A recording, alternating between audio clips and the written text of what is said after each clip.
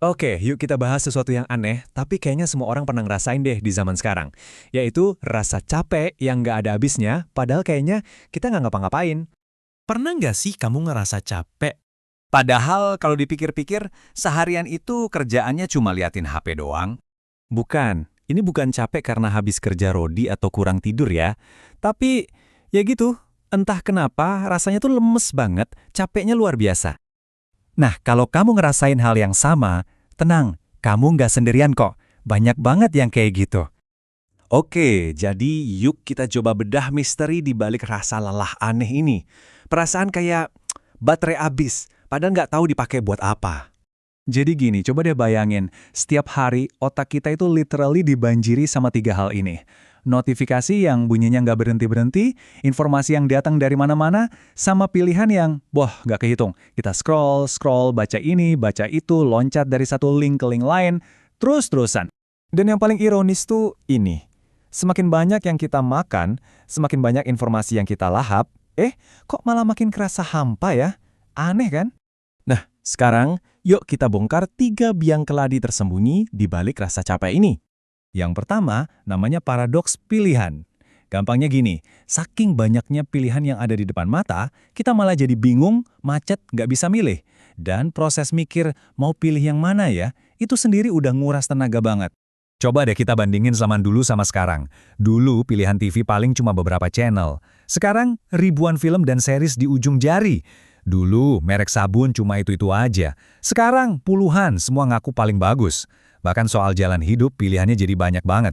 Intinya otak kita tuh udah capek duluan bahkan sebelum kita mutusin apa-apa. Dan ini nyambung banget ke penyebab kedua, yaitu lingkaran setan dopamin digital. Gini cara kerjanya nih. Tiap kita scroll, nge-like, atau dapat notif, ting, otak kita dapat suntikan dopamin kecil-kecilan. Itu hormon yang bikin kita senang. Tapi, masalahnya, rasa senangnya itu kayak cemilan. Cepat datang, cepat juga hilangnya. Akhirnya, kita jadi pengen lagi, nyari lagi, scroll lagi. Bukan karena butuh, tapi buat ngisi rasa hampa yang tiba-tiba muncul itu. Jadi intinya begini, ini keren banget sih pemahamannya. Kita tuh sebenarnya bukan kecanduan HP-nya. Kita itu kecanduan sama perasaan, wah, ada yang baru nih. Dan biang keladi yang ketiga, ini nih yang sering kita bangga-banggain, mitos multitasking. Kita kan sering ngerasa keren ya bisa ngerjain banyak hal barengan. Padahal otak kita itu nggak didesain buat gitu. Setiap kali kita pindah fokus, dari email ke chat, dari chat ke kerjaan, balik lagi ke notif, itu tuh ada biayanya. Ada energi yang kebuang sia-sia, kayak ada sisa-sisa perhatian kita yang ketinggalan di tugas sebelumnya. Inilah yang bikin kita capek banget tapi hasilnya nggak seberapa. Terus dampaknya apa sih buat kita sehari-hari? Gimana caranya semua ini ya nguras energi kita secara konstan? Hasilnya? Ya ini, otak kita jadi hang. Kita capek mental, jadi susah fokus, dan sering ngerasa, kok gue nggak ngapa-ngapain ya hari ini, padahal dari pagi udah sibuk banget. Dan ini penting banget buat diingat, ini bukan males. Ini tuh beneran baterai mental kita yang udah low bat, bahkan sampai habis.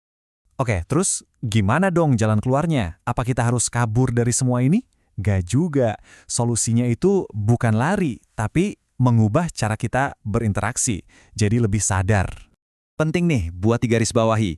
Solusinya itu bukan berarti kita harus buang HP dan hidup di hutan ya. Bukan. Jawabannya adalah pakai teknologi tapi dengan sadar. Jadi ini nih pendekatan yang lebih sadar yang bisa kita coba. Simpel aja kok. Coba deh, konsumsinya dikurangin, sedikit aja. Bergeraknya dibikin lebih pelan, sedikit aja. Dan coba lebih ngerti apa sih yang sebenarnya kita butuhin saat ini. Pada akhirnya, semua ini balik lagi ke kita masing-masing. Jadi, pertanyaannya sekarang buat kamu, gimana caramu ngambil jeda sejenak hari ini supaya bisa mikir lebih jernih?